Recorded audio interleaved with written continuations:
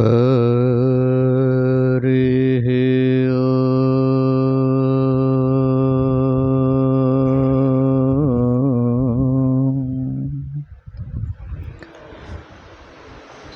ॐ भद्रं नो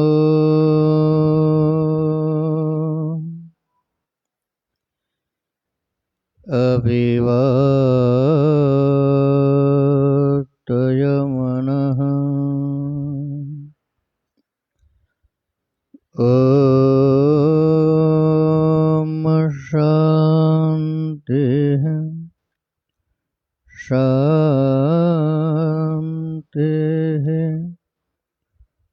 शान्तिः।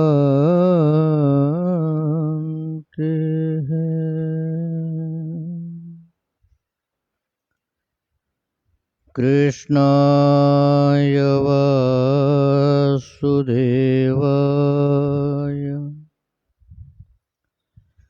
हरये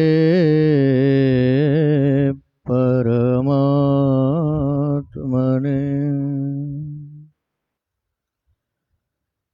प्रणतः क्लेशनाशाय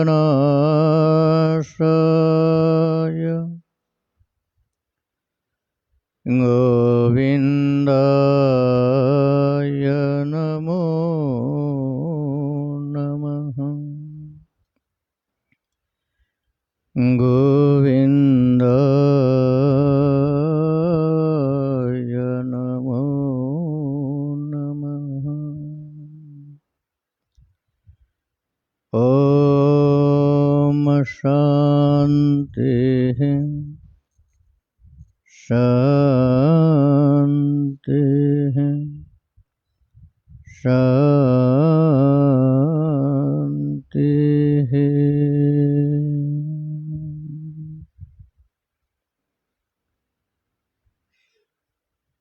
ओम शिव शिव शिव शिव शिव शिव शिव शिव शिव शिव शिव।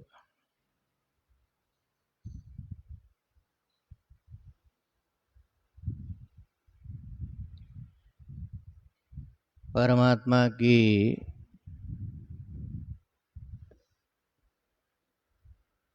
महती कृपा से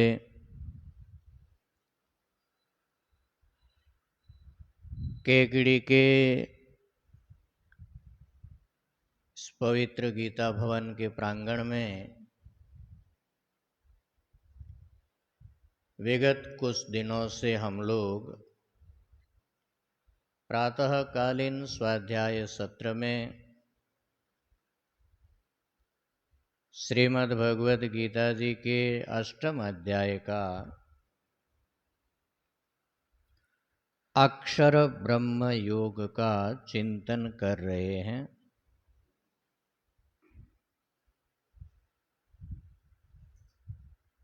कौन सा ज्ञान, किन तत्वों का ज्ञान साधक को मृत्युंजय बना देता है, उस तत्वों का अनुसंधान और चिंतन हम लोग कर रहे हैं। आइए एक बार उन श्लोकों का उच्चारण कर लेते हैं हम लोग, फिर पुनः विचार श्रृंखला को आगे बढ़ाएंगे। ओम श्री परमात्मने नमः। अथ अष्टमोऽध्यायः अक्षर ब्रह्म योगः। अर्जुन उवाच किं तद् ब्रह्म किमध्यात्मम्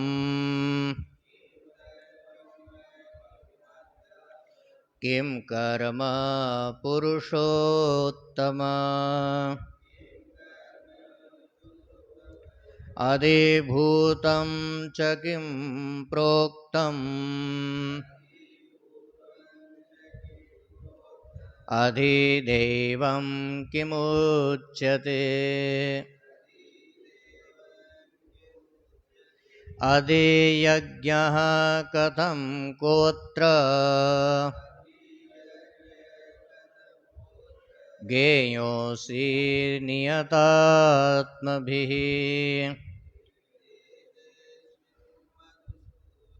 श्रीभगवानुवाच अच्छा उधर से अधियज्ञो कथं कोऽत्र देहेऽस्मिन् मधुसूदन प्रयाणकाले च कथं ज्ञेयोऽसि नियतात्मभिः। श्रीभगवानुवाच अक्षरं ब्रह्म परमं स्वभावोऽध्यात्ममुच्यते भूतभावोद्भवकरः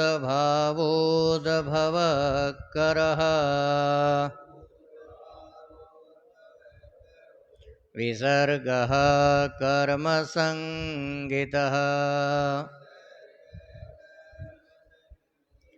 अधिभूतं क्षरो भावः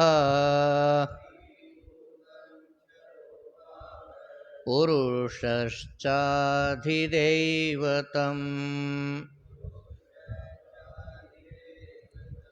अधियज्ञोऽहमेवात्र देहे देहभृताम्बर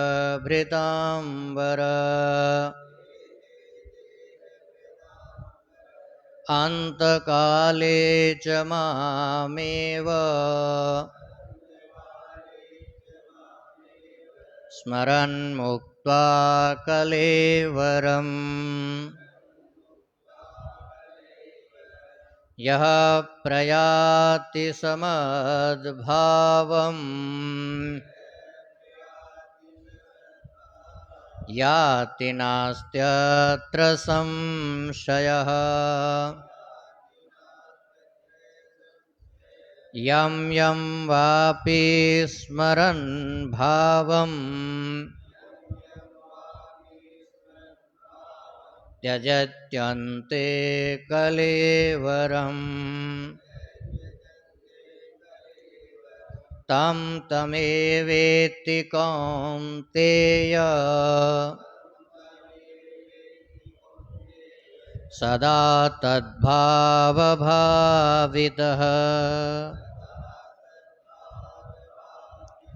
तस्मात् सर्वेषु कालेषु मामनुस्मरयुध्य च मय्यर्पितमनो बुद्धिर् मामे वेश्यस्य संशयम् अभ्यासयोगयुक्तेन चेतसा नान्यगामिना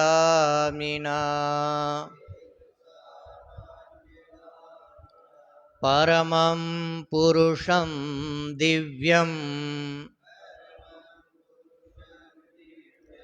याति पार्थानुचिन्तयन्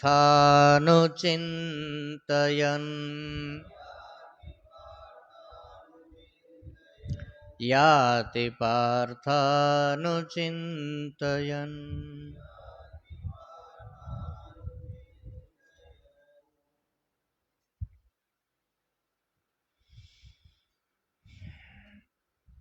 भगवान ने अर्जुन के प्रश्न का उत्तर देते हुए 6 तत्वों का स्वरूप क्या है इसका प्रतिपादन किया और 7वें प्रश्न का उत्तर देते हुए मृत्यु काल में प्राणी कैसे ईश्वर का चिंतन कर सकता है या करता है योगी, उसका जवाब दिया। छह प्रश्न अर्जुन के यही थे। ब्रह्म क्या है, अध्यात्म क्या है, कर्म क्या है, अधिभूत क्या है, अधिदेव क्या है, अधियज्ञ क्या है। ये मुख्य छह प्रश्न हैं। और सातवां प्रश्न है प्रयाण काले च कथम गेयोसि नियतात्मभिः। प्रयाण काल में जब इतना विकट समय होगा, इतना संकट काल होगा, इतना कष्ट का समय उपस्थित होगा, तब कोई जीव या कोई साधक उस विपरीत परिस्थिति में भी परमात्मा का स्मरण कैसे कर सकता है। छह प्रश्नों का उत्तर हम लोगों ने संक्षिप्तः विचार किया है। हमने देखा है सप्तम प्रश्न का विचार चल रहा है। प्रयाण काले च कथम ज्ञेयोसि नियतात्मभिः। इस प्रश्न के, अर्जुन के प्रश्न में ही एक विशेष क्वालिटी छिपी हुई है। नियतात्मभिः, इस शब्द के ऊपर ध्यान देना चाहिए। अर्जुन हर किसी के लिए प्रश्न नहीं पूछ रहा है। प्रत्येक प्राणी आपका कैसे स्मरण करेगा, अंत काल में आप उसको कैसे याद आएंगे, क्योंकि इतना अर्जुन को भी पता है जिसने जिंदगी भर 3-5 किया है वो अंतिम समय में भी 3-5 ही करेगा, भगवान को याद नहीं करेगा। इसलिए अर्जुन का उनके लिए प्रश्न ही नहीं है। इधर भी थोड़ा ध्यान देना चाहिए। इसलिए अर्जुन ने प्रश्न ही क्या पूछा, कथम ज्ञेयोसि नियतात्मभिः। इसलिए 3-5 वालों का प्रश्न ही नहीं है। प्रश्न है उनका जिन्होंने जिंदगी भर साधना किया, क्योंकि वो इतना क्रिटिकल काल होता है, समय इतना पीड़ा और वेदना से भरा होता है कि जिंदगी भर साधना करने वाला भी चूक जाता है, तो 3-5 वालों की तो बात ही क्या भैया। इसलिए कथम ज्ञेयोसि नियतात्मभिः। नियतात्म शब्द का अर्थ है संयत आत्मा, और यहाँ पर आत्मा शब्द का अर्थ है अंतःकरण, जिसने अपने इंद्रियों को, अपने मन को, अपने बुद्धि को अत्यंत संयमित करके रखा है। और संयमित करके निरंतर परमात्मा के चिंतन में जीवन भर लगा रहा, पर फिर भी इतना कष्ट होता है, इतनी पीड़ा होती है उस काल में, तो वो किस प्रकार से आपका स्मरण करता है। इसलिए कैटेगरी पहले थोड़ा क्लियर हो जानी चाहिए, हम किधर हैं, अर्जुन का प्रश्न किधर है।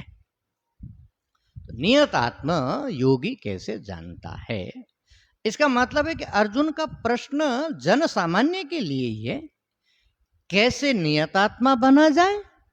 क्योंकि भगवान ने उत्तर दिया तो फिर दोनों चीजों को समाहित करके दिया। पहले ये उत्तर बताया कि नियत आत्मा कैसे बना जाए, संयत आत्मा कैसे बना जाए। और संयत आत्मा योगी, संयमित चित्त वाला, संयमित जीवन वाला, संयमित विचार वाला, संयमित व्यक्तित्व वाला व्यक्ति कैसे उस समय परमात्मा का साक्षात्कार करता है।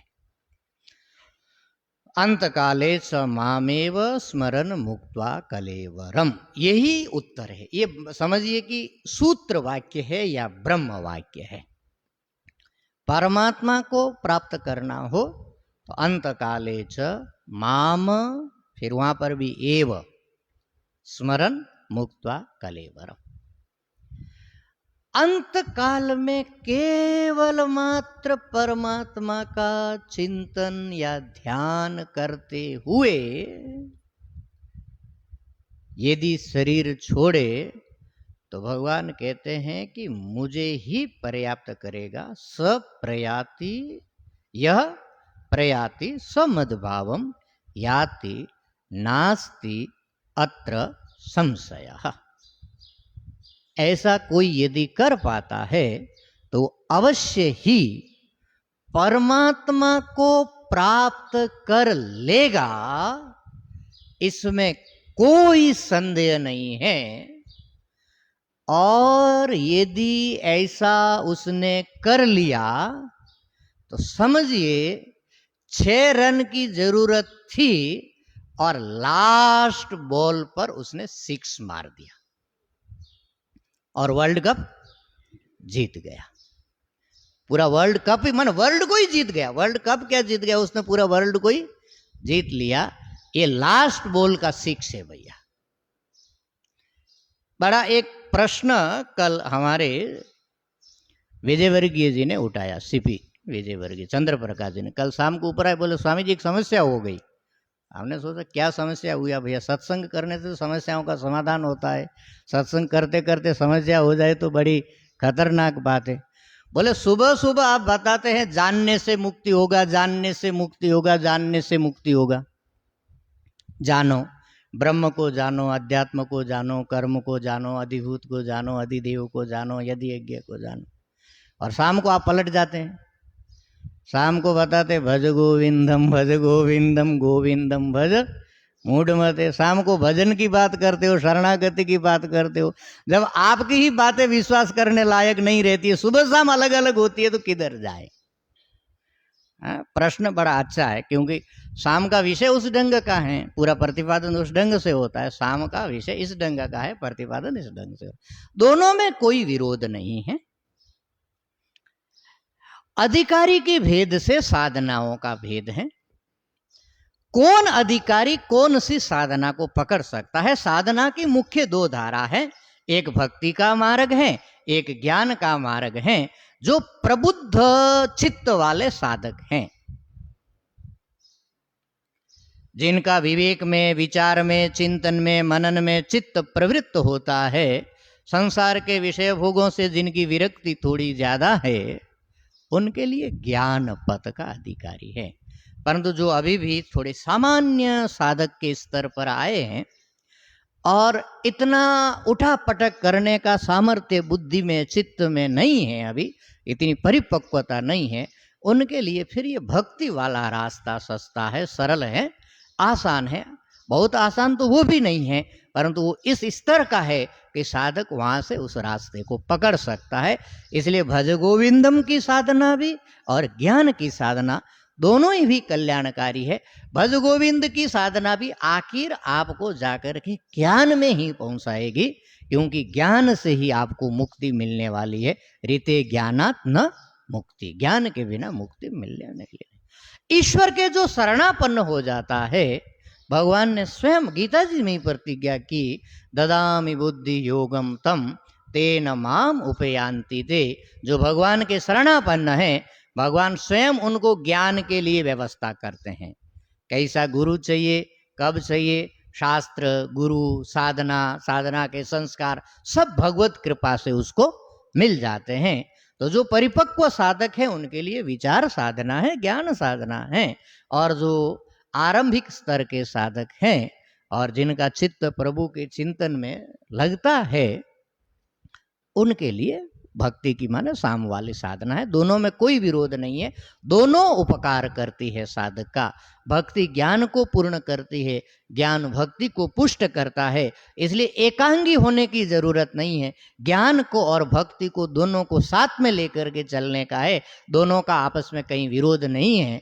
और जो विरोध समझते हैं या विरोध करते हैं, वो अभी इस क्षेत्र में बालक है, उनकी बुद्धि उतनी प्रबुद्ध नहीं हुई है। एक प्रश्न था तो हमने सोचा कि उसको भी समेट लिया जाए।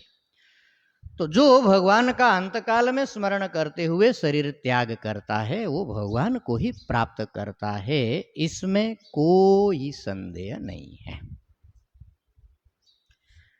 शास्त्र के अनुसार अंतकाल कैसे घटित होता है, इसकी भी एक रूपरेखा कल हम लोगों ने देखी थी कि पहले कर्म इंद्रियां काम करना बंद करती है, वो जाके मन में समाहित हो जाती है। फिर ज्ञान इंद्रियां जाकर के मन में समाहित हो जाती है। फिर थोड़ी देर बाद में मन भी काम करना बंद होकर के प्राण में समाहित हो जाता है। फिर प्राण तेज में समाहित हो जाता है। तेज फिर इस शरीर का जो कर्माध्यक्ष है जीव, उसमें समाहित हो जाता है। जीव कुछ काल के लिए उपाधि सहित जाकर के परमात्मा में समाहित होता है, और परमात्मा में समाहित होकर के फिर पुनः वो हृदय देश में आता है। और हृदय देश में 101 नाड़ियां हैं, उसमें से कोई एक नाड़ी उसके कर्म के अनुसार प्रकाशित होगी, और उस नाड़ी का आश्रय लेकर के वो जीव इस शरीर का त्याग करता है। और किस नाड़ी का आश्रय लिया, वो लगभग उसके आगे के जन्म का निर्धारण कर देता है। अब बसी दूसरी बात, अंत काल में भगवान के स्मरण को कैसे लाया जाए। ये बात सुन करके और प्रायः व्यक्ति ऐसे भ्रांति में रहता है कि जिंदगी भर जो कुछ किया जाए कोई बात नहीं, मरते समय थोड़ा ज्यादा सावधान रह करके और थोड़े ज्यादा मजबूत बन करके अंतिम समय में भगवान का स्मरण कर लेंगे तो अपना काम जो है एक साथ ही बन जाएगा, फिर जिंदगी भर इसका लफड़ा करने की जरूरत नहीं है। ऐसी एक भ्रांति बहुत साधक पालते हैं और इस आशय से 20-20 में भूले भट के मंदिर भी पहुंच जाते हैं कि कम से कम देखते रहेंगे तो अंत में याद आराम से आएगा। परंतु भगवान ने एक शब्द प्रयोग किया 6ठे श्लोक में, आप देखिए, तम तमेवेति कौन्तेय सदा तद्भाव भावितः, सदा तद्भाव भावितः। ये आपके जीवन के पूरे कर्तव्य का राज खोलने वाला शब्द है। अंतिम समय में आपको कौन स्मरण में आएगा, इसका उत्तर है सदा तद्भाव भावितः। जिंदगी भर आपने जिसका चिंतन किया, अंत समय में आपको अवश्य ही वही स्मरण आएगा। वहां पर कारण क्या है? अभ्यास ही वहां पर काम आएगा, चेतना और सजग प्रयास वहां पर काम नहीं आएगा। देखिए, कितना भी अंधेरा हो, घनघोर अंधेरा हो और थाली सजा करके भोजन आपके पास में रखा हो और आपने यदि एक ग्रास उठाया हो, घनघोर अंधारे में जहां हाथ से हाथ नहीं दिख रहा है, एक अंगुल दूर पर नहीं दिख रहा है, भोजन का ग्रास आप यदि डालने जाएंगे तो किधर जाएगा? सीधा मुंह में जाएगा, नाक में, कान में, आंख में, कहीं फिर भी नहीं जाएगा। क्यों? आपका अभ्यास है। जब से आपने शुरू किया, इसको प्रैक्टिस हो गई, इसको ऐसी ट्रेनिंग हो गई, बल्कि आप आधे जगे हुए हैं, आधे नींद में, और कुछ खाना है आपको दे दिया कि ले तो खा लो, बोला सीधा जाएगा। किसके बल पर? अभ्यास के बल पर। यह अभ्यास की ताकत है। जब आप जगे भी नहीं है, चेतना लुप्त जैसी है, तब भी आपका अभ्यास आपसे वो काम करा देता है जो काम आप करने के अभ्यस्त हैं। बस यही अंतिम समय में प्रभु को स्मरण करने का राज है। इसके अलावा और कोई तीर टुकड़म वहां बैठने वाला है नहीं। इसलिए इस भ्रांति में रहने का नहीं कि जिंदगी भर 3-5 करेंगे और अंत में हम जो है ठीक तीर मारेंगे, परमात्मा का स्मरण कर लेंगे, ये संभव नहीं है। क्योंकि आपने देखा भी होगा, ठीक कष्ट में, ठीक संकट में हम सीधे सीधे उसको याद करते जिसको आश्रय समझते हैं, परमात्मा की उस समय याद नहीं आती है। अभ्यास नहीं होगा तो याद आने का नहीं। परंतु हमारा मन अंतिम समय में भी कहाँ फंसा रहेगा, ये बताना बड़ा मुश्किल है। मैंने सुना है कि कोई एक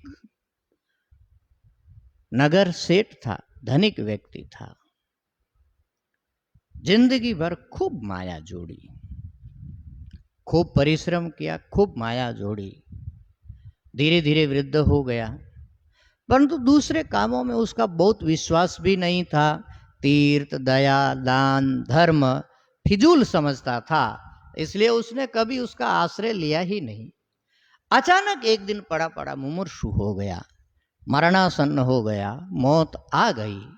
परंतु कर्म इंद्रियों ने काम करना बंद किया, ज्ञान इंद्रियों ने और मन ने अभी काम करना बंद किया नहीं। माने मृत्यु की यात्रा जस्ट प्रारंभ हुई। उस अवस्था में बड़ा उचट रहा है, बार बार ऐसा, पूरा परिवार वाले घेर करके बैठे उसको, अंतिम समय आ गया, सबको पता है, परंतु उसको चैन नहीं। जो मरना चाह रहा है उसको चैन नहीं, बार बार आंख खोल करके ऐसा झटक रहा है, बार बार झटका लग रहा, माने कुछ कहना चाह रहा है, परंतु चूंकि कर्म इंद्रियां बंद हो गई, हाथ पैर भी नहीं हिल सकता, वाक भी कर्म इंद्रिय है, बोल भी नहीं सकता, आंखों से देखता है और बड़ा जोर करके इसका झटका लगाता है। तो परिवार वालों ने सोचा कि कोई ऐसे डॉक्टर को लाया जाए, कम से कम एक बार बोल दे, हो सकता है कोई बहुत इंपॉर्टेंट बात बताना रह गया हो, क्योंकि अचानक कोमा में चले गए। एक डॉक्टर को लाए, एक ऐसा महंगा इंजेक्शन दिया जिससे एक बार बोल सके। इंजेक्शन लगा, थोड़ी जान आई और बोला, अरे बदमाशों, अभी तक तो मैं मरा भी नहीं, ये बकरी झाड़ू खा रही है, कोई नहीं देख रहा, तुम मेरे को पकड़ के बैठे हो, मेरे बाद क्या होगा। अब बताओ, मृत्यु शैया पर जब व्यक्ति सब कुछ छोड़ करके जा रहा है, फिर भी चेतना कहां अटकी है। बकरी झाड़ू खा रही है, मेरे मरने के बाद क्या होगा, मेरे मरने के बाद क्या होगा। इस प्रकार से उलझी हुई चेतना किसी भी कीमत पर अंतिम समय में परमात्मा का स्मरण नहीं कर सकती, नहीं कर सकती, नहीं कर सकती। बहुत सारे लोग अपने आप को इस विश्वास पर भी भुला करके रखते हैं कि अजामिल ने तो एक बार ही बोला था, उसका तो अंतिम समय आ गया था, नारायण नारायण बुलाया, भगवान विष्णु के पार्षद आ गए। अजामिल वाला केस अलग है। अजामिल का पूरा जीवन पद्धति, जीवनचर्या पूरी अलग है।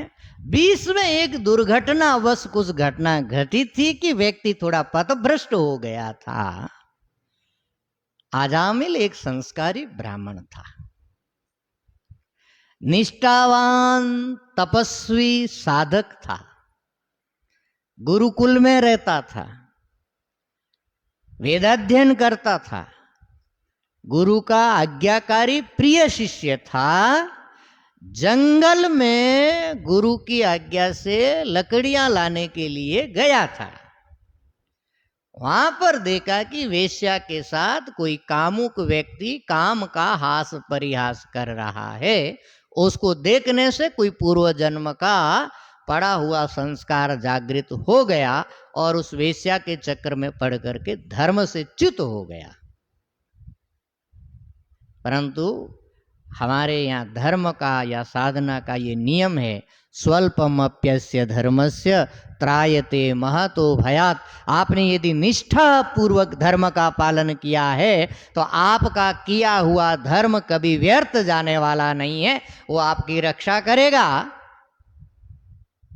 वो धर्म जो उसने पूर्व जन्म में या पूर्व जीवन में अर्जित किया था, इस दुराचार के जीवन में आने से पहले उस समय उसको वो जन्म काम आ गया और उसकी जो मुक्ति हुई केवल नारायण के दूत आ जाने मात्र से नहीं, उन्होंने आया, यमदूतों को मारपीट करके भगा दिया। उसके बाद का जो अजामिल का जीवन था वो फिर माने 360 डिग्री जो है यूटर्न हो गया उसका वापिस।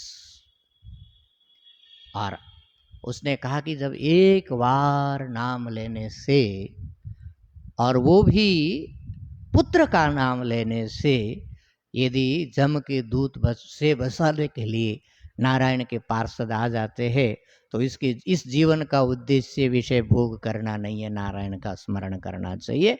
और फिर भजन में लगा, भजन किया और अंत समय में योग पूर्वक देह का त्याग करके परम लोक में उसने गमन किया। ये अजामिल की कथा। इसलिए अंतिम समय में ऐसे कोई शिक्ष लगने वाला नहीं है।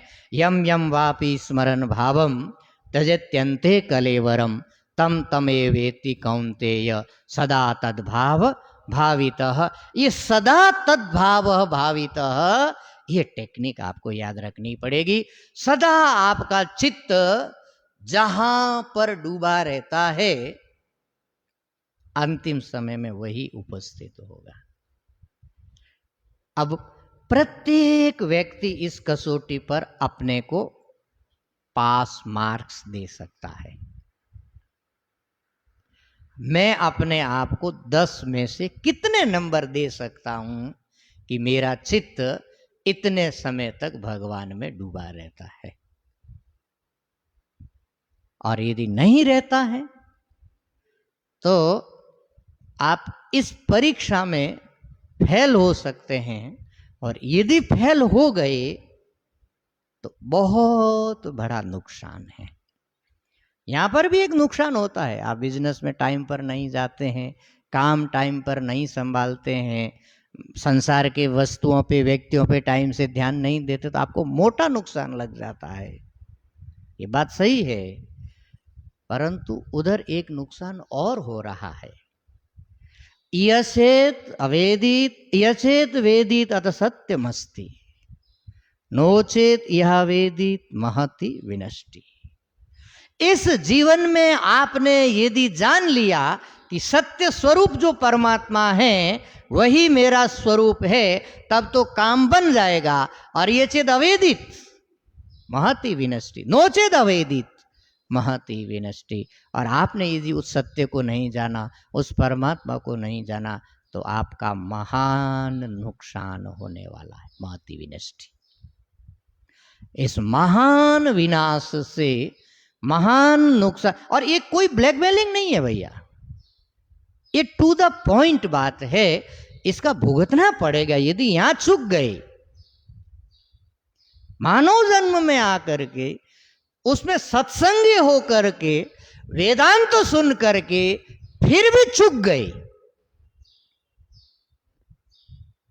तो ऐसा ही होगा कि बंदा बड़ा प्रयास करके पूरे समुद्र की लहरों से लड़ते हुए, विपरीत धारा में बहते हुए, और कहां आकर के डूबा, किनारे आकर के डूबा।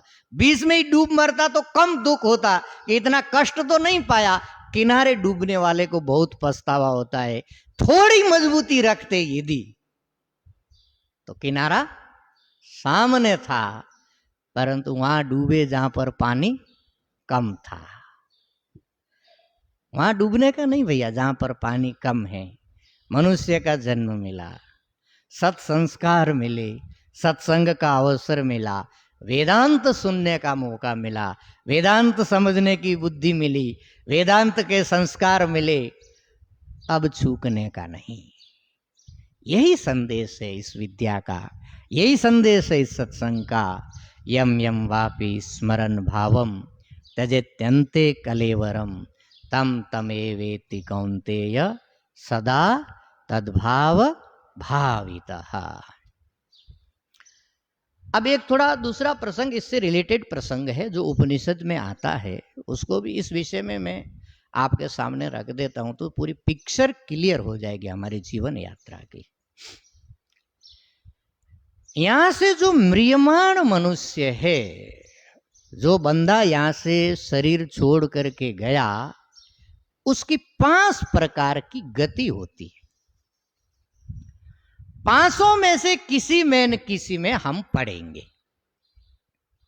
5 क्या है, एक बार थोड़ा समझ लीजिए तो पूरी स्थिति आपके लिए क्लियर हो जाएगी कि आप कहां पर जाने वाले हैं। 3 तो मुख्य चीजें हैं, इनका नाम भी आपने सुना होगा, कर्म, उपासना और ज्ञान। कर्मयोग करने वाले साधक होते हैं, उपासना करने वाले साधक होते हैं, और ज्ञान योग के अधिकारी साधक होते हैं। तो जो कर्म करते हैं, और कर्म में भी विशिष्ट, अच्छा कर्म करते हैं समझने से हम जो अपना बिजनेस परिवार हरिवार व्यवहार सब उसके पेट में घुसा देते। हाँ, कर्म वाला अपना ठीक है, क्योंकि सब कुछ इसके साथ चल रहा है। कर्म का मतलब होता है इष्ट आपूर्त कर्म जिसने किया। इष्ट माने याग यज्ञ आदि, और आपूर्त माने सेवा कर्म, धर्मशाला बनाया, तालाब बनाया, बावड़ी बनाया, कुआं बनाया, इसको बोलते हैं आपूर्त, और याग यज्ञ आदि इसको क्या बोलते हैं? इष्ट। तो जो इष्ट और आपूर्त कर्मों का पालन करता है जिंदगी भर, भक्ति से, भगवान से, देवता से उसका ज्यादा लेना देना नहीं है, परंतु सेवा करना अपना धर्म समझता है, ऐसे आपको बहुत साधक मिलेंगे, बहुत नास्तिक मिल जाएंगे आपको ऐसे, जो मानवीय पक्ष को ध्यान में रखते हैं। वो कहते हैं कि ईश्वर है कि नहीं हमको पता नहीं, हमने ईश्वर को देखा नहीं, परंतु ये तो प्राणी सामने दुख पा रहा है, इसका कष्ट हमसे देखा नहीं जाता है, अपना स्वार्थ त्याग करके हम इसको सुखी कर पाए तो हमको कृतार्थता की अनुभूति होती है, इसलिए वो जिंदगी भर सेवा व्रत है उनका। ये है कर्म करने वाले कर्मी, जो इष्ट और आपूर्त कर्मों का जिंदगी भर पालन करते हैं। इनकी जो गति है कर्मणा पितृलोकम, कर्मणा पितृलोकम। ये आगे भगवान दो रास्ते बताएंगे, उत्तरायण और दक्षिणायन। इनकी गति दक्षिणायन मार्ग से होगी। पितृलोक का मतलब है यहाँ पर स्वर्ग लोक। ये जीव स्वर्ग लोक तक जाएगा और उसने जो निष्काम सेवा की यहाँ पर, उसकी निष्काम सेवा का उत्कृष्ट फल वो जाकर के स्वर्ग में भोगेगा। और उसके आगे क्या गति होगी ये विचार सब आगे आएगा, पर एक ये गति है कौन से जीव की? जो इष्टापूर्त कर्मों को करता है, याग यज्ञ आदि करने में लगा हुआ है या धर्म कर्म में लगा हुआ है, दान है, तालाब है, कुआं है, बावड़ी है, धर्मशाला है, मंदिर है। मंदिर तो विशेष करके इष्ट में या देवाराधना में चला जाएगा, परंतु धर्मशाला इत्यादि का विश्व पुराने जमाने में प्याऊ लगाना है इत्यादि धर्म कर्मों का बहुत महत्व था, उसको करता, तो उसकी ये गति होगी कर्मणा पितृलोकम। ये भी साधक है, ये अच्छा प्राणी है, ये संसार से ऊपर उठा, मनुष्य बन करके उसने कुछ अपना भला किया। एक ये कैटेगरी है भैया, आंख बंद करके अपने कर्मों का परीक्षण करके देख लो इस क्लास में आप भर्ती हो रहे हो कि नहीं हो रहे हो, ये कैटेगरी है। दूसरी विद्या पितृलोकम, नहीं सॉरी विद्या देवलोकम। एक तो कर्म उपासक हो गया, दूसरा है विद्या। विद्या माने उपासना, उपासना माने भक्ति, उपासना माने भक्ति। आप अपने उपास्य का ध्यान करते हैं, चिंतन करते हैं, उसकी पूजा करते हैं, और विशेष करके अर्चनम क्या है? स्मरणम कीर्तनम विष्णु स्मरणम पाद सेवन, श्रवणम कीर्तनम विष्णु स्मरणम पाद सेवनम अर्चनम वंदनम दास्यम सख्यम आत्मनिवेदनम। ये जो नवधा भक्ति है, और विशेष करके शास्त्रों में नाना प्रकार की जो उपासनाएं बताई है, उस उपासना को जब समझ करके करता है तो उसको बोलते हैं विद्या। विद्या माने देव विषयिणी विद्या, देवता को समझाने वाली विद्या, देवताओं को बताने वाली उपासना। और ऐसी अनेक उपासनाएं हैं, प्राण की उपासना, सूर्य की उपासना, और अपने इष्ट की उपासना भी उस उपासना के भीतर आएगी, भक्ति। इस प्रकार का जो साधक है, माने जीवन का अधिकतर समय उसमें जा रहा है, ये सदा तद्भाव भावित, हमेशा उसका चित्त इसमें डूबा रहता है। उसका ये जो चिंतन है ये उसको ले जाएगा अपने आराध्य के लोक तक, अपने इष्ट के लोक तक ले जाएगा। ये थोड़ा और ऊपर गया, इसका फल हो सकता है ब्रह्म लोक तक जाए। विद्या देवलोकम, और देवलोक का अर्थ है ब्रह्मलोक, और हो सकता है इसका वहां से वापिस आना न हो। ब्रह्मा जी के साथ में ब्रह्मलोक में साधना करके जब ब्रह्मा जी का शरीर पूरा होगा, ये पूरा महाप्रलय घटित होगा, ब्रह्मा जी जब ब्रह्म में लीन होंगे तो हो सकता है वो ब्रह्म में लीन हो जाए। ये दूसरी गति हो गई प्राण त्यागने के बाद। पहला कर्मी, उसकी गति स्वर्ग लोक तक। दूसरा उपासक, उसकी गति ब्रह्मलोक तक। ब्रह्मलोक में जाने के बाद दोनों संभावनाएं हैं, वहां साधना करके ज्ञान प्राप्त किया तो मुक्त हो जाएगा, और वहां ब्रह्मलोक के भोगों में लगा रह गया, ज्ञान प्राप्त नहीं किया, तो ब्रह्मलोक से भी उसका पुनरागमन हो सकता है। अंतिम सीढ़ी तक जाकर के वापिस आया। ये बात गीता जी में आएगी, उसका चिंतन होगा। 2 गति हो गई। तीसरी गति ऐसी है जिसको गति कहने की कोई जरूरत ही नहीं है। न तस्य प्राणाः उत्क्रामन्ति अत्रैव ब्रह्म समवाप्नोति। जिसको जीवन में ब्रह्म ज्ञान उसने जीते जी प्राप्त कर लिया, ये अक्षरम परम ब्रह्म स्वभावोध्यात्म उच्यते, ये जो तत्व का ज्ञान है, तत्व ज्ञान प्राप्त कर लिया, और तत्व ज्ञान प्राप्त करके उसने ये अनुभव कर लिया, अहम ब्रह्मास्मि न जायते म्रियते वा कदाचिन नायं भूत्वा भविता वा न भूयः अजः नित्य शाश्वतोऽयं पुराणो न हन्यते हन्यमाने शरीरे। फिर उसके प्राणों का उत्कर्मण, क्योंकि उसको कहीं जाना ही नहीं है, व्यापक ब्रह्म सत्ता के साथ एक हो गया। व्यापक ब्रह्म सत्ता न कहीं आती है और न कहीं जाती है। आऊं नहीं जाऊं, मरूं नहीं जन्मूं, ऐसा निश्चय कीना, साधु भाई गुरुगम आत्म छीना। ये आत्मज्ञानी महापुरुष की गति है, जो और शरीर छोड़ करके कहीं जाता नहीं है, व्यापक सत्ता के साथ। उसके प्राण जो है प्राण में मिल जाते हैं, शरीर पृथ्वी तत्व में मिल जाता है, जल जल तत्व में मिल जाता है, अग्नि अग्नि तत्व में मिल जाता है, वायु वायु तत्व में मिल जाता है, आकाश आकाश तत्व में मिल जाता है। शरीर यहाँ बिखर जाता है और वो सब भूतों की आत्मा के रूप में व्यापक ब्रह्म के रूप में स्थित हो जाता। तो उसका तो कहीं और गमन है नहीं। इसी को मुक्ति कहते हैं। और ये जीते जी उसने अपनी मुक्ति कर ली, हिसाब किताब क्लियर हो गया। ये चरम अवस्था है, उसको और कहीं पर भी जाने की जरूरत नहीं है। 3 का हिसाब किताब हो गया। अब मान लीजिए 3 में भी किधर भी नहीं पड़े हम लोग, तीनों में से एक भी कैटेगरी में यदि आए नहीं, तो क्या होगा? तो फिर अभी भी ना, नरक इतना जल्दी नहीं, अभी और रास्ता है भैया, इतना जल्दी नरक में मत भेजिए।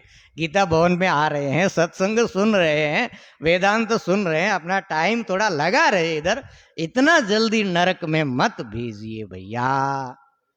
और एक रास्ता है, छांदोग्य उपनिषद में इसका बड़ा अच्छा वर्णन, अच्छा मृत्यु को लेकर के और जीवन की गति को लेकर के और जीवन के रहस्यों को लेकर के हमारे उपनिषदों में बहुत सुंदर सुंदर वर्णन किया।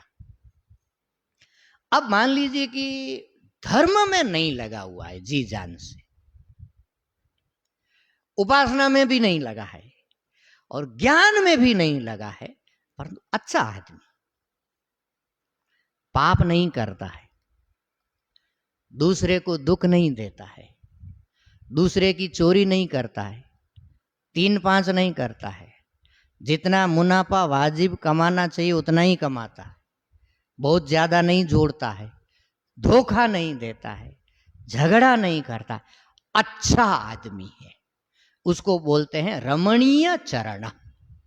रमणीय चरण माने उसका जो आचरण है, उसका जो व्यवहार है, वो सात्विक है, सतोगुण प्रधान व्यक्ति है, संतुष्टि है, सत्संगी है और अपने धर्म और मर्यादा में जी रहा है। ये कैसी कौन सी कैटेगरी हो गई? 4थी कैटेगरी है। 3री कैटेगरी वाले तो परिवार को दाम, पहली कैटेगरी वाला जो था कर्म वाला, इष्टापूर्त वाला, उसने तो थोड़ा त्याग ज्यादा किया, अपने सुख को, अपने व्यक्तिगत जीवन को, अपने परिवार को, अपने बिजनेस को दांव पर लगा करके वो धर्म के कार्य में उतरा हुआ है। वो कर्मी है, वो कर्मणा पितृ, वो स्वर्ग तक जाएगा, उसकी गति बढ़ गई। 3रा उससे थोड़ा और उष्ट, भगवान से जुड़ गया, वो उससे और ऊपर जाएगा ब्रह्मलोक तक, ये दूसरी गति। 3रा उससे और ऊपर ब्रह्म से जुड़ गया, वो तो पहुंच गया पार, उसका कहीं आना जाना नहीं है। परंतु एक कैटेगरी है जो भला आदमी है, 2 नंबरी नहीं करता है, अच्छा है, शास्त्रीय पद्धति से जीता है, उसको बोलते हैं रमणीय चरण। आचार विचार शुद्ध है, धार्मिक व्यक्ति है, धर्म के अनुसार जी रहा है, मर्यादा का किसी भी क्षेत्र में उल्लंघन नहीं करता है और किसी को भी दुख नहीं देता है, अपने रास्ते आता है, अपने रास्ते जाता है, साधु आदमी है। ये भी बहुत बड़ी बात है भैया, ऐसा भी हो जाना बहुत बड़ी उपलब्धि है। हम लोग असल में ऐसे भी नहीं होते। ऐसे जब कैटेगरियों का विभाग हो रहा है तो जब पहली कैटेगरी हम सुनते हैं ना कि भाई थोड़ा इष्ट करने वाला, आपूर्त करने वाला, यज्ञ करने वाला, धर्मशाला बनाने वाला स्वर्ग लोक में जाएंगे, तो हम लोग आंख बंद करके हाँ इसमें मैं थोड़ा थोड़ा फिट होता हूँ, ये ठीक है, बोले हाँ अपना काम हो जाएगा। फिर जब उससे ऊपर वाला आता है, ये जो थोड़ी देवता की पूजा करता है, देवता का ध्यान करता है, देवता का चिंतन करता है, देवता का निरंतर चिंतन करता रहता है, वो ब्रह्मलोक पर जाता है, हाँ इसमें भी कुछ कुछ तो हमारा फिट हो रहा, हो सकता है अपना उधर सेट हो जाए। फिर ब्रह्म ज्ञान की बात आती है, न जायते म्रियते वा कदाचिन नायम भूत्वा भविता, बोले हाँ आत्मा अजर अमर है, ये वेदांत तो सुना ही है, ये भी अपना ठीक ही है। माना आदमी हमेशा कहीं ना कहीं अपने को फिट करने की कोशिश करता है और उससे ऊपर वाला चुनता है तो वहां तक भी लालच करता है, हाँ यहां भी हो सकता है। परंतु जब तक ईमानदारी से आप विचार करके देखेंगे, इष्टापूर्त करना और उसको जीवन का ध्येय बना देना कोई आसान काम नहीं है। आपने आपका सर्वस्व लगा दिया, जो कुछ आपके पास था आपने सब लगा दिया।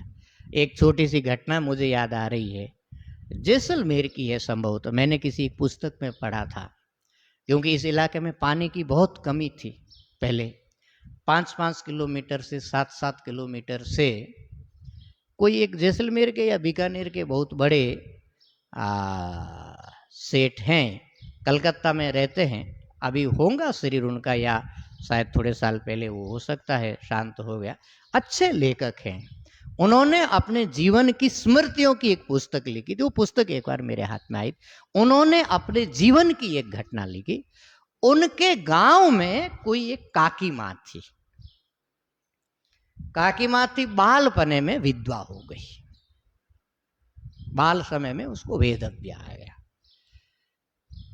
युवा अवस्था की विधवा थी, जिंदगी भर अपने धर्म पर चलती रही, मेहनत करती रही और खेतों बाड़ी में इत्यादि में जो काम होता था गांव में जैसा सब मजदूरी करती थी, और मजदूरी कर करके जितना उसका पेट पालने की जरूरत होती थी उतना वो पेट पालती थी और बाकी सब जमा करके रखती थी,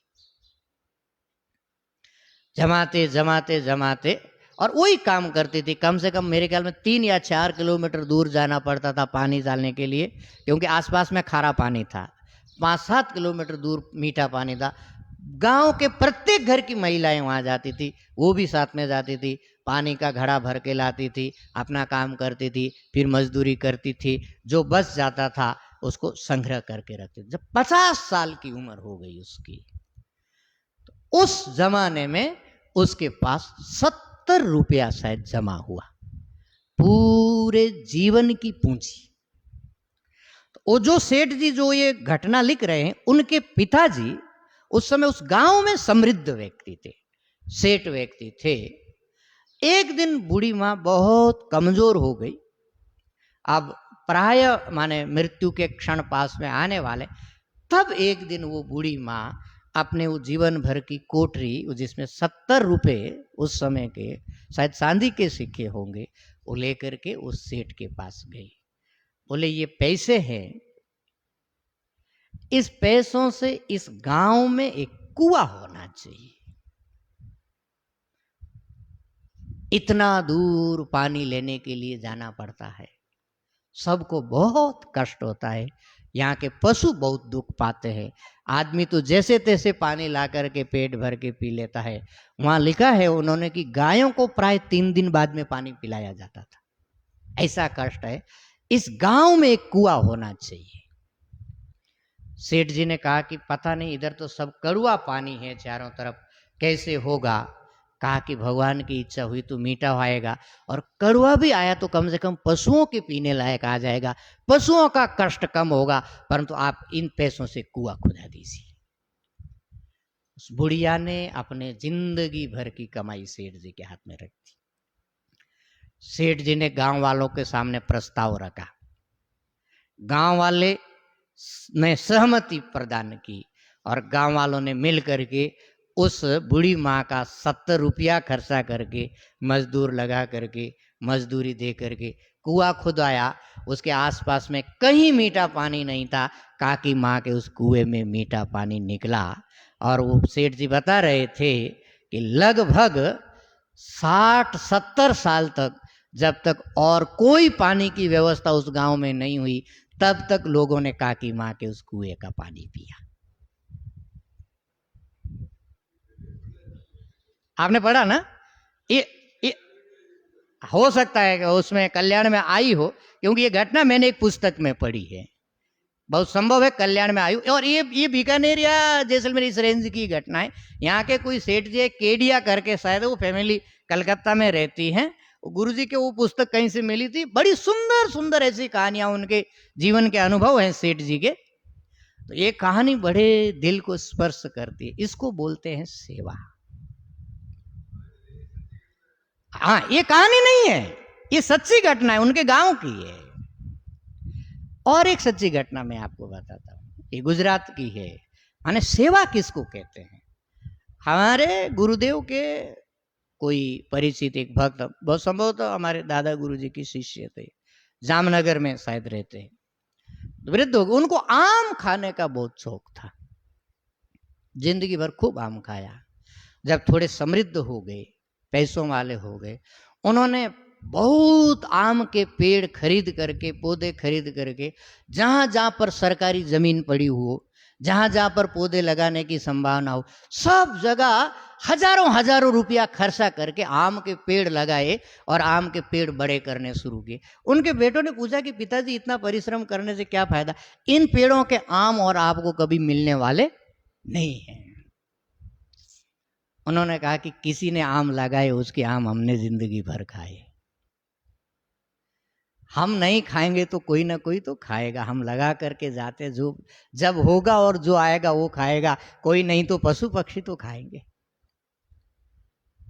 इसको बोलते हैं इष्ट आपूर्त।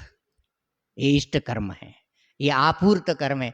निस्वार्थ भाव से आपने अपना सर्वस्व लगा दिया, वो स्वर्ग में जाएगा भैया, उसको कोई नहीं रोक सकता। कर्मणा पितृलोकम, या फिर ईश्वर के ध्यान में डूबा रहता है, निरंतर परमात्मा का चिंतन करता है, वो ब्रह्मलोक में जाएगा।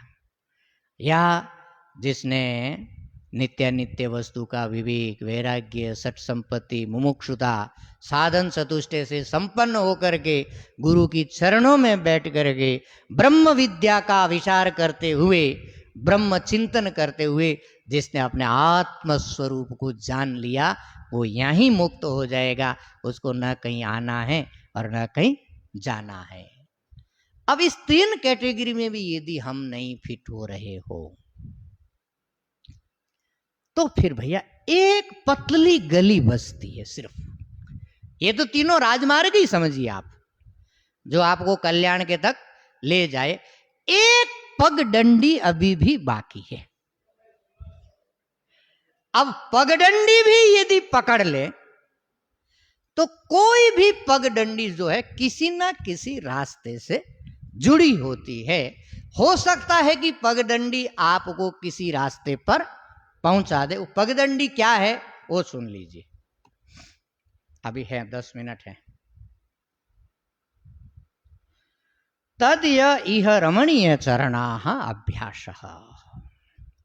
जो लोग इस संसार में रमणीय आचरण करने वाले हैं, मर्यादित और धर्ममय जीवन जीने वाले हैं, अपना परिवार, अपना बिजनेस, अपना संसार, अपना समाज, धर्म और मर्यादा का अतिक्रमण किए बिना जो पालन पोषण करते हैं सबका, किसी को अपनी तरफ से दुख नहीं देता, पीड़ा नहीं देता, कष्ट नहीं देता, इसको बोलते हैं रमणीय चरण।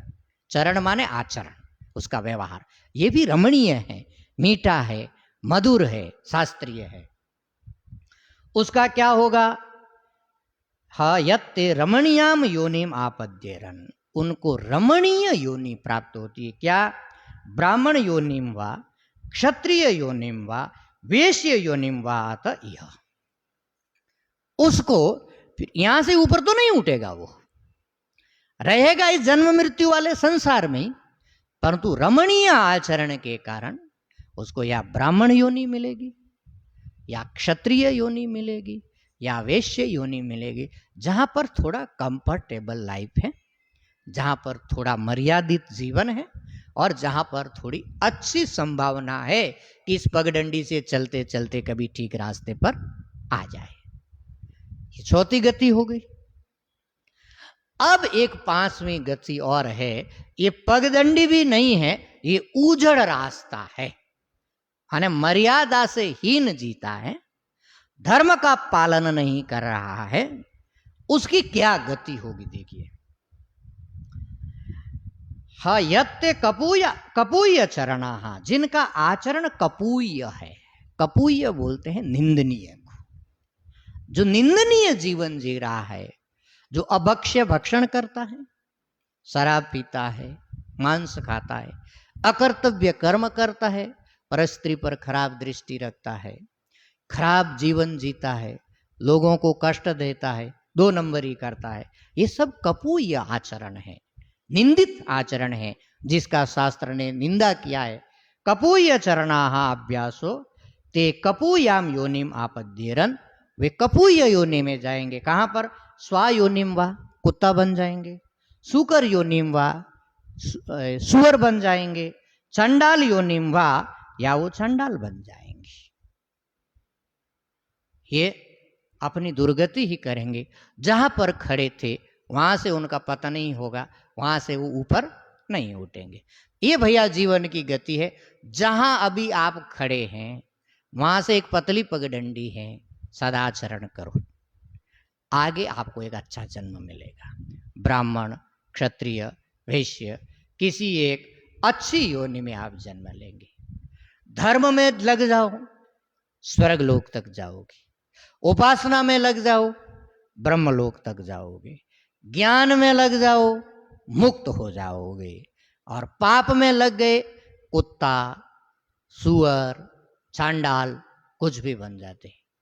और इसमें भी कहीं फिट नहीं हो रहे, मान लीजिए, और गहरे तमोगुण में, ये तो रजोगुण वाला जो पाप कर रहा है, अब तमोगुण वृत्ति है, इससे और निम्न वृत्ति में जी रहे हैं, माने माफिया डॉन बने हुए, अकारण लोगों का धन हरण करते हैं, अकारण लोगों का प्राण हरण करते हैं, अकारण लोगों को कष्ट देते हैं। उसका तो कोई रास्ता तो है ही नहीं।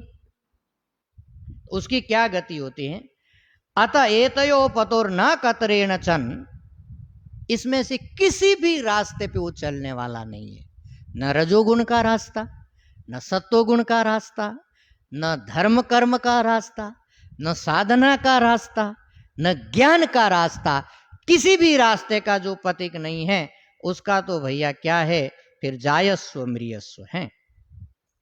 क्षुद्राणि असकृत आवर्तानि भूतानि भवन्ति जायस्व मृत्य म्रियस्व यदि तृतीयम स्थानम, ये उसके फिर एक तीसरा स्थान है।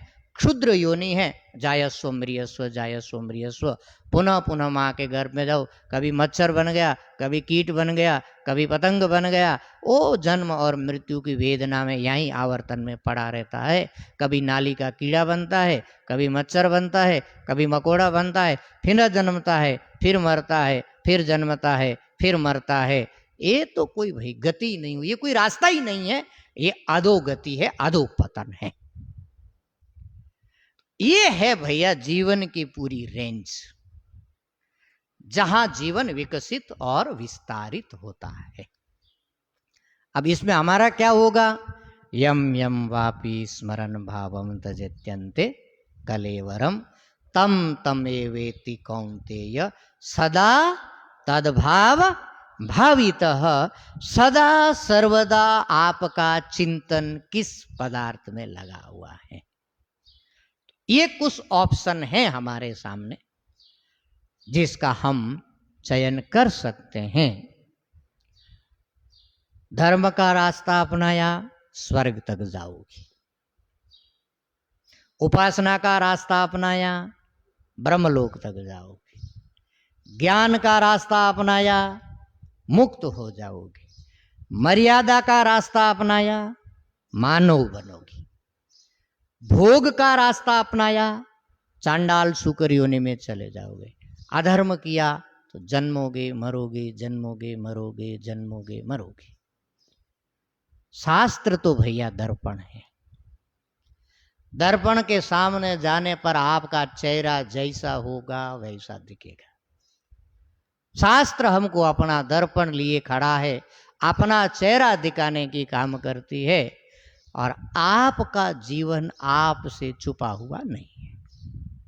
दुनिया जाने या न जाने, आप और हम जान रहे हैं कि हम भीतर से कहां पर हैं, किस क्लास के स्टूडेंट हैं, किस श्रेणी के प्राणी हैं।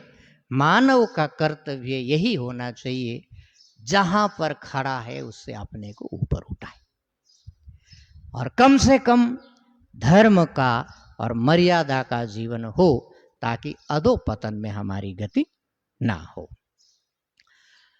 अब दूसरा प्रश्न ये रहता है कि कैसे फिर सदा तद्भाव भावित हुआ जाए, कैसे अपने चित्त को, अपने जीवन को, अपने मन को शिक्षित किया जाए कि हम हमेशा परमात्मा का चिंतन कर सके। उससे संबंधित जो बातें हैं, जो विचार है, वो भगवान आगे बताएंगे। उसका चिंतन हम लोग कल करेंगे। सायंकालीन एक दूसरा सब्जेक्ट चल रहा है, भगवान भाष्यकार का बहुत सुंदर, भगवान भाष्यकार की एक बहुत सुंदर रचना भज गोविंदम, जिसका विचार हम लोगों ने एक बार पुनः पहले किया था। लोगों की डिमांड पर उसका पुनः विचार कर रहे हैं। जिनको अवसर है, समय है, अवश्य उस सत्संग का लाभ ले सकते हैं। हरिओम तत्सत, हरिओम तत्सत, हरिओम तत्सत। ओम पूर्णमदः पूर्णमिदं पूर्णात् पूर्णमुदच्यते पूर्णस्य पूर्णमादाय पूर्णमेवावशिष्यते। ओम शांति शांति शांति। ओम ब्रह्मार्पणमस्तु।